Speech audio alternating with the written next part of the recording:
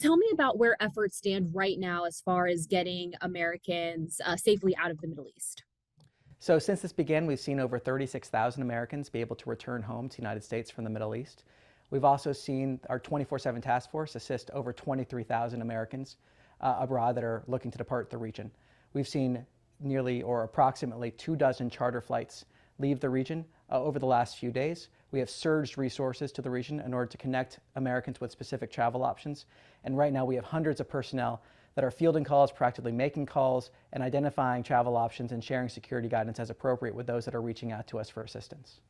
Do you know, are these people that were there on vacation? Are they citizens that were living over there? Do we have any idea kind of the breakdown of who these Americans are that were found themselves over in the Middle East when this conflict broke out? Well, it's really a case-by-case basis. There are some cases of tourism, some cases of students, for example. Of course, there are business opportunities over there as well. There are some dual citizens, so it really is a case-by-case basis.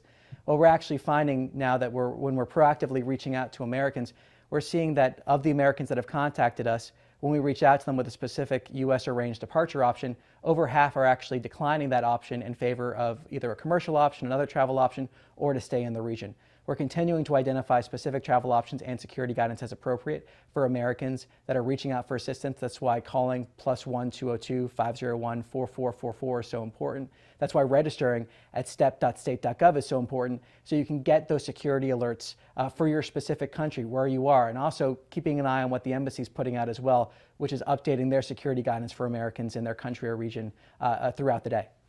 When you said the options that the government's provided, help me understand what that looks like. If these aren't commercial flights, are these military planes? Are these State Department planes?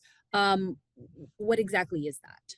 Well, we've seen approximately 24 charter flights leave the region, so we have surged resources there. We've surged charter flights options. It So that also would be includes, chartered by the government, by the U.S. government, to get yes, and people out. those are at no Gotcha. cost for the American citizens at this time. We also have charter buses from areas where airspace is closed to where airspace is open for either a commercial option or a charter flight option from there. It's really important that Americans register to express their interest, so that we know to proactively reach out to you. We know where you are. We can identify that specific travel option.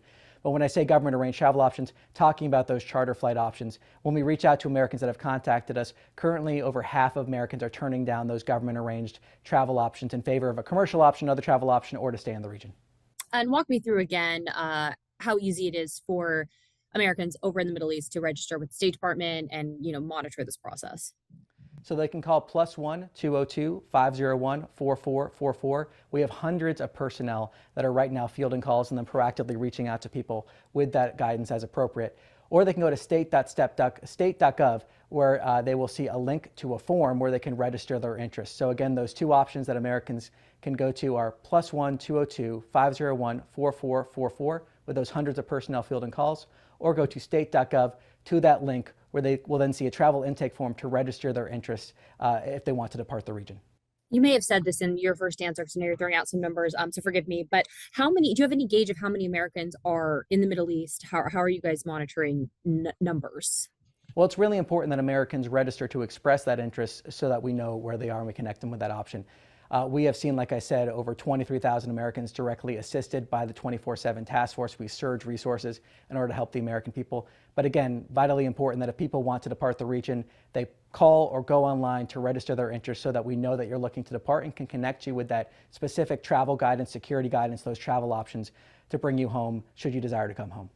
What do you have to say to Americans who maybe had preset plans, business trips, vacations, personal, for whatever reason, heading over to the Middle East as personal entities?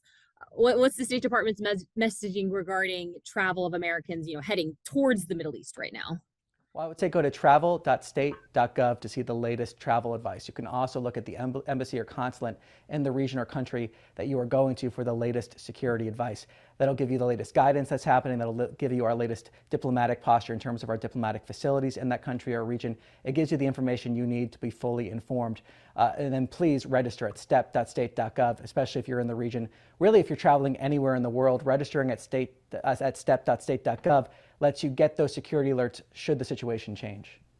Is there anything else that you think is important for the American public to know right now? Our highest priority is the safety and security of the American people. That's why we've surged these resources to help those that want to come home, to bring them home. We are dedicated to bringing every single American that wants to come home, home. Do you anticipate the need for any more resource surges in the coming days or weeks? Well, we have surged those resources. We're seeing charter flights underway. We're continuing to have that call center, hundreds of personnel. I actually came from one of the task force rooms just recently and can speak to the experienced personnel that are right now identifying those specific travel options with specific individuals, getting them the exact information they need to depart the region should they desire to do so.